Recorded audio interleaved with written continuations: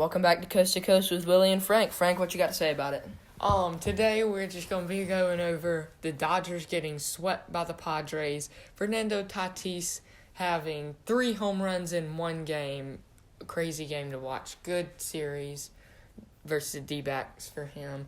The MLB's new guidelines on substances, really resin and all the sticky illegal substances. The Bucks-Hawks game, which is on tonight at 8:30, and the Suns-Clippers last night. All right, so let's go ahead and start off with it with the Dodgers sweep against the San Diego Padres. So this was actually a really good game. I really liked watching it as a Bauer fan, being him getting 10 strikeouts. Yeah, that last game, he did very, very good. Padres, they were just a little better and swept them. Manny Machado was really good on defense and delivered some big hits in that series. Yeah, let's not overlook Jake Cronenworth. Almost every time at the plate, just huge hits, including that includes the third home run of the series in the very first inning off Bauer. Yes, Justin Turner, he was interviewed before the season started. He said that the Padres were going to be a tough team to beat, and it looks like the Padres are a tough team right now. I mean, they are one of, if not the best team in baseball right now. Got great players. They're having a really good season so far.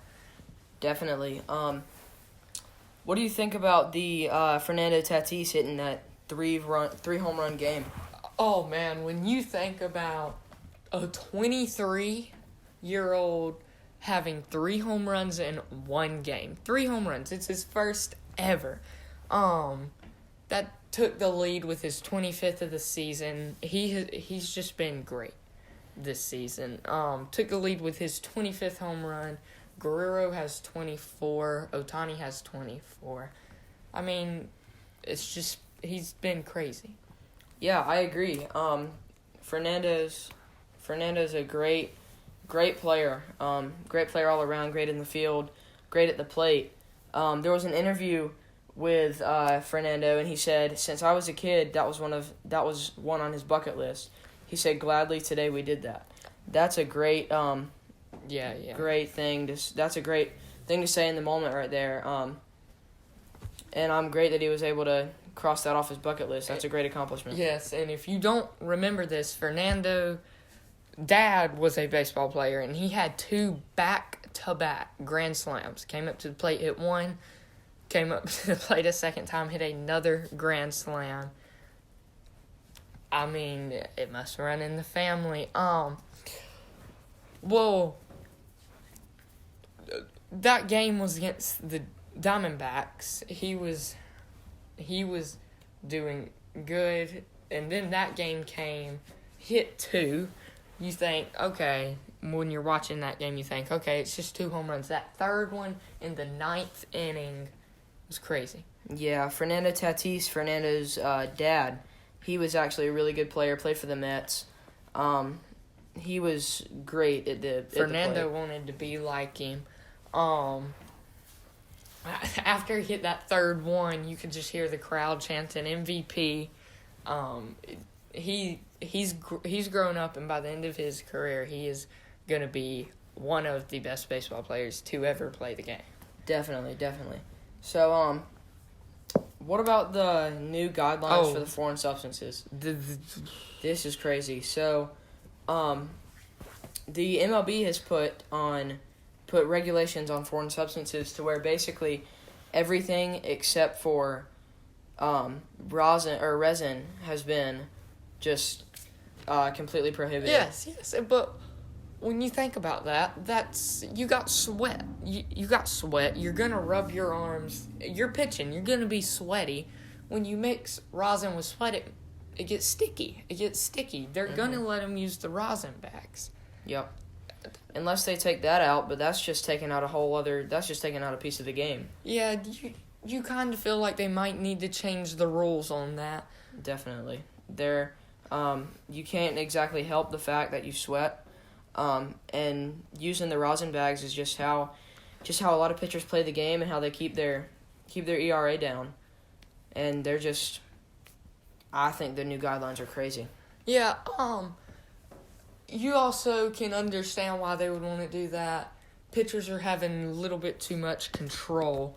They want to see more offense. They do want to see more offense in the game. Because you see these big hits. It makes the game more interesting. I can agree with that. With these, with the new guidelines and stuff, you can definitely see lower scores, definitely. Yeah. Lower scores has definitely been part of this season. But you still got to think. You have these players that can walk up and have great seasons with the pitchers doing this. They're just great players. Once you take it away, it's going to be crazy offensive numbers. Definitely. I just think it's crazy all around. What do you think about what do you think is going to happen tonight with the Bucks-Hawks game? Moving on to the NBA. Oh man, that's tonight at 8:30. The first game of the series, Hawks were amazing. Trae Young was. If you didn't watch it, you need to watch this young man. He is amazing. Game is at 8:30. Milwaukee Bucks won the second game. They contained Young. We'll see what they can do tonight. I mean, yeah, this series determines who goes on to the championship later on in the series, to play the Suns, and we'll talk about that in a little bit. And what do you think? What do you think this game is going to be like? What do you think the outcome might be? I don't know. Trae Young's a stud player, but you also got the Antetokounmpo brothers with the Bucks, and those two are just great together.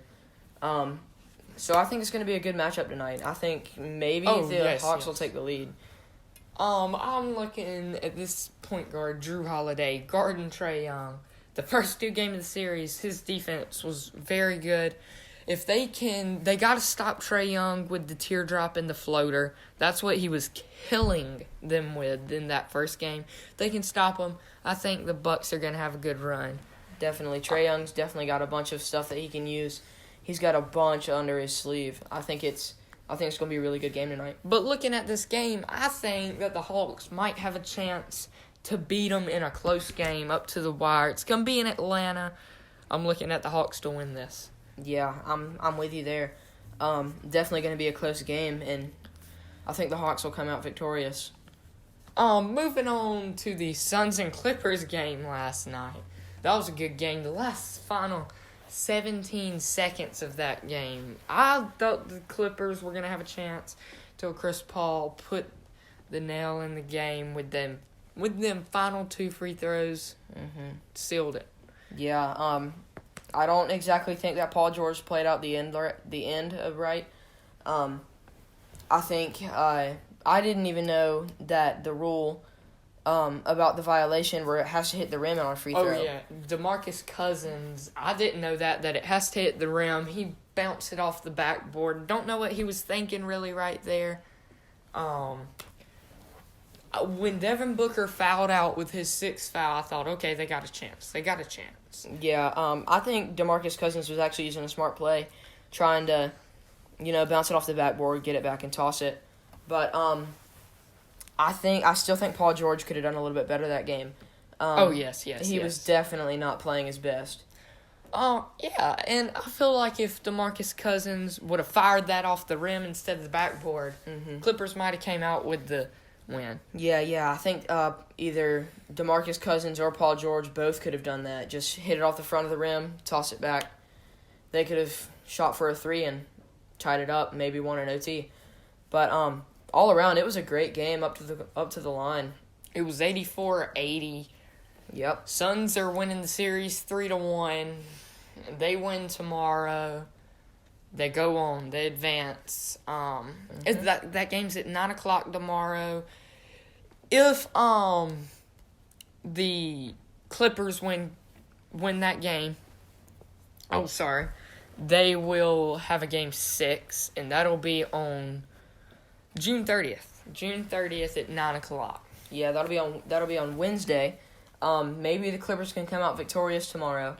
If they can, that'll be a miracle. But if they do, they go on to play on Wednesday, and they might be able to go. I think what is hurting the Clippers a lot is Kawhi Leonard being out. I feel like if you would have had Kawhi Leonard in this series, especially last night's game with his defense, okay, that takes some of the Suns' points off, obviously. Definitely. He also is a great scorer. That put some points on there. It was a very low-scoring game for the NBA right now. It really was. Yeah, I'm with you with Kawhi Leonard. If he would have been there that game, his defense is on point. And, I mean, even his offense is pretty good. That would have taken down some of the Suns' points and would have put some on the board for the Clippers. They could have easily made that 90 points for the Clippers and less than possibly 70 for the Suns. That would have been easy win. 100% with you on that.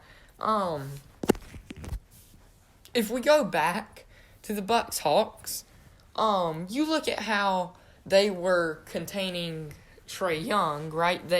At the beginning of the game, they were dropping back in the paint, just letting him get that teardrop. Okay, they fixed that.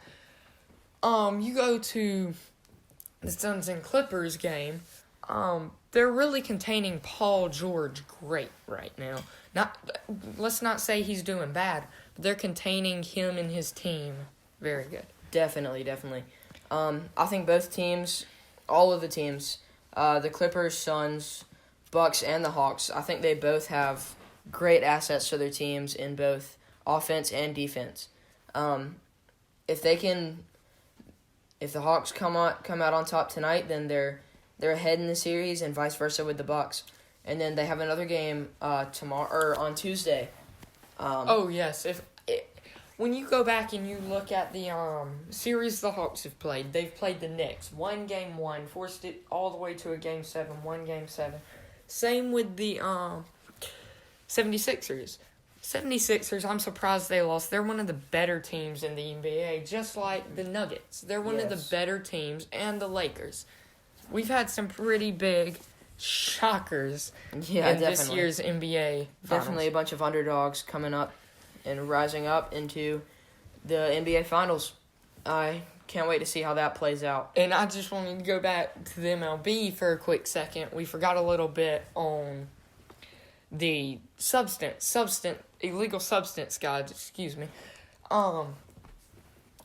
When you go and you look at the pitchers, you see that some of them, Jacob deGrom was the first one to get checked. You see that some of them are getting mad, like Max Scherzer and the A's pitcher, Oakland Athletics pitcher. They got a little ticked. I guess the umps are going a little too far. Joe Girardi and the Max Scherzer confrontation. Joe Girardi got mad at Max Scherzer for rubbing his head. Said he's never did that before after the game. Max Scherzer got ticked. It was the third time they checked him that game. That's insane. You have pitchers like Max Scherzer getting crazy and Joe Girardi just absolutely exploding. I do agree with you with the umpires going a little bit overboard. But then you also have pitchers like Shohei Ohtani, who's completely calm with it and everything. Yeah, Shohei Ohtani, Yu Darvish, they're fine. They thanked him. Mm-hmm. The umpires are doing what they can to keep the game very. I don't know how to say it. Keep the game very contained and just keep it the same fair game as usual. I think it's different pitchers have different ideas on it. Yes, and just like to say a few things, the Braves are playing tonight against the Reds. That'll be a good game. Need to watch that. Mm-hmm. That'll be whoever takes this game wins the series. When we look at the MLB MVP race, you have Vladimir Guerrero. He could potentially be in there. I have him. He might win it. You have Shohei Ohtani that possibly could be in there. But you got some Sherlocks that are 100% going to be in there. You got Ronald Acuna this season. I mean, you got Fernando Tatis this season. They've been doing amazing. Mm-hmm. Acuna's on track to get in the 40-40 club. 40 stolen bases, 40 home runs. Yep. Definitely. I think you also have, you've got a bunch of great pitchers. Honestly, you have pitchers like Shohei Ohtani, who's amazing pitcher and easily the best pitcher at the plate. I would even go as far to say that he was about as good as Babe Ruth. Or about as good as Babe Ruth, definitely. He's definitely showed skills like him. Definitely. He has about the same attributes as a pitcher and at the plate. He's definitely putting some on the board for the Angels. Yes, Tatis, I would like to go back to him. Three home runs in one game, that definitely strengthened his candidacy. Because that lets him take the home run league. When you think about his fielding, I mean, what do you think about? Like, it's decent. I mean, it is possibly the best. He might be the best fielder in our game. Yeah, I would say he's one of the best fielders in the league. He's gotten just amazing plays in the field. He's doing great this entire season. He is definitely almost first, if not second, top of my list for the MVP this year. I think if we're going this far, I think by the time Fernando Tatis' career is over and Ronald Acuna Jr.'s career is over, they should be able to, if they don't have a crazy injury, they should be able to carve out a few MVPs and get in the Hall of Fame. Definitely. They are both great players that have joined great organizations and great teams. They definitely have a spot in the Hall of Fame. Them and even, they have easily a spot in the Hall of Fame this year. The home run is always exciting to see who's going to hit the most home runs in baseball. I think right now that it is going to be Vladimir Guerrero Jr. for the Blue Jays. I feel like he ain't done. He hits them consistently. It's not at spurts. It's just consistently. Big power guy right there. Yeah, Vladimir Guerrero, he's great at the plate. He's, I don't know. He's a great player. He's done a lot for the Blue Jays. I wouldn't say they're one of the best teams, but he's definitely brought in some points on the board for them. Right now, I know it's a little bit early in the season, but right now I'm having Ronald Acuna with the MVP. Don't get me wrong, the other guys we are talking about are great, but Ronald Acuna, when you think of 40 stolen bases, 40 home runs, 44 club, 40-40 club, that's insane. That's a limited group right there. I mean, you don't got many people in that club. Mm-mm. You don't have many people that'll even steal 20 bases in the season. Yeah. You don't have people that'll even hit, 20 home runs. Yeah. There's some that can't even hit one. I mean, I know. It's easily both one of the best players. And Tatis are young players that are the two. If I could restart a team, I would draft either one of them. They're great. They would definitely be my first overall picks. I would definitely have one of them as one of my first overall picks. And you can see, if you go watch some of the highlights, how fun they're having playing this game. You'll see them do celebrations. You'll see them smiling all over. They're just having fun. It makes them feel good. I mean, you're out playing the game you love and that you've played since you were a kid. And you're just over there having fun, playing baseball. You're doing it for a job, making a living. You're living the best life you possibly could have. Oh, I mean, when you're playing baseball, I'm sure you're having fun. That's your job. It's very fun. Yeah, definitely. Baseball, I love baseball. I actually had my first high school baseball game this past week. It was crazy. Honestly, it was kind of scary up at the plate. It's coming in way faster than it looks. But I wasn't doing too bad in the field. I pitched a 2-inning no-hitter. And at the plate. I walked twice and then struck out twice. It was a rough game for me at the plate, but hey, I've got a 500 batting average, so let's get it. Oh, yeah. And also, going back to the home run race, you think Tatis. He's got a lot of home runs, right? He's got 25. Guerrero, he's got 24. That's a lot. You think about Shohei Ohtani. Okay, he's got 24. Yeah. It's crazy to have a pitcher in the top 3.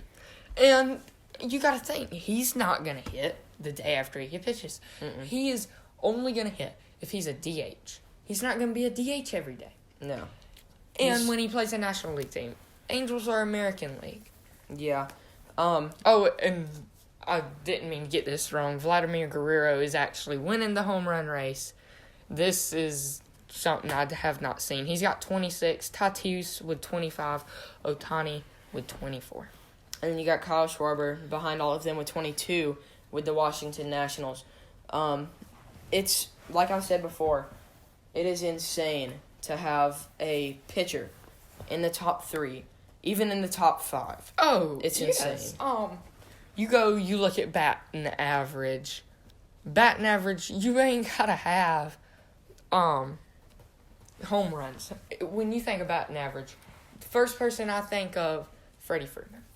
He doesn't strike out. He consistently will give you hits. Right now it is Michael Brantley.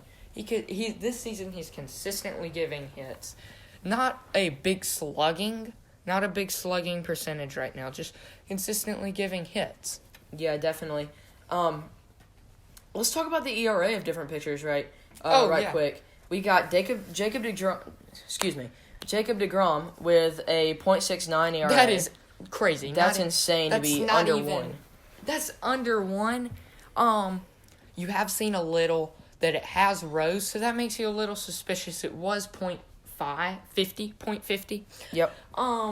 After the legal substances, that makes you a little suspicious. Was he using anything because it rose a little. I wouldn't say so, because I think Jacob DeGrom's biggest thing is his speed. It's insane to be able to pitch a 101 mile an hour fastball. And he's got good control. I mean, definitely his control's out of the water. But then you also have pitchers like Kevin Gossman with a 1.49, Brandon Woodruff with a 1.89. And you can't look over these guys just because they're not big names. They will consistently come out on the field and deliver.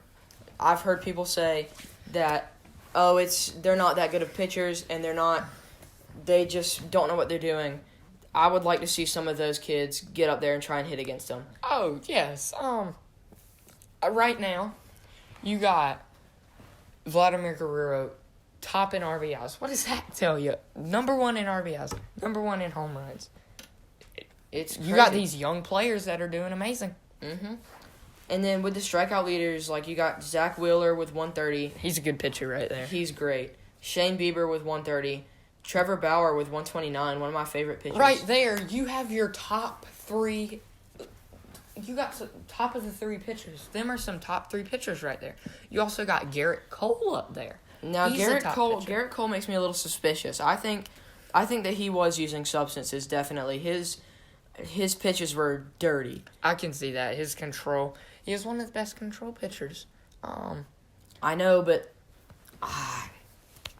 he doesn't make me feel right. I feel like Garrett Cole was definitely using some kind of substance. And I would like to say this, Ronald Acuna has 16 stolen bases right now. 21 home runs, I believe, right now. He is on pace to get 40-40. Definitely. I still can't get over that. That's unreal. Fernando Tatis is even on pace to get the 40-40 club. Yep. We have 2 40-40 clubs this season that could be members. If you go back 2 years ago, Ronald Acuna was three stolen bases shy of being in the 40-40. He got injured. That's just got to give him more push to get it. Yeah, Whit Merrifield still isn't doing that bad this year either. He's got 21 stolen bases. He probably won't get into the 40-40 club. He's only got 6 home runs. Yeah. But still, his stolen bases is insane with 21. He's always been big stolen base guy. I mean, I don't know why. He's just been able to steal them.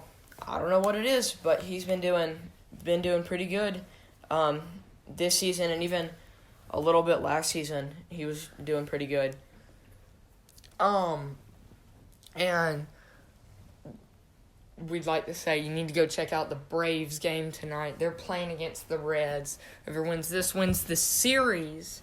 Could be a really good game. Reds Big are a game good tonight. team. Big game. You got the Milwaukee Bucks and the Atlanta Hawks playing tonight. That'll be a good game. I got the Hawks winning in a very close game. I'm going to say it's going to be 108 Hawks to 106.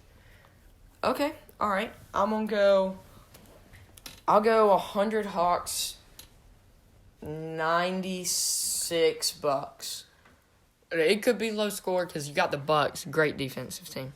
Yeah, and really then good. You got the Suns and Clippers game coming up tomorrow at 9:00. Whoever wins that, if the Clippers win that, then they're Force a game 6. force a game 6 over on Wednesday. But if the Suns come out on top, then that's the end of the season. End of the series. Excuse me. Suns going over to Suns going to the finals. It's gonna be a good game. Oh, yeah. Man. Devin Booker's look good.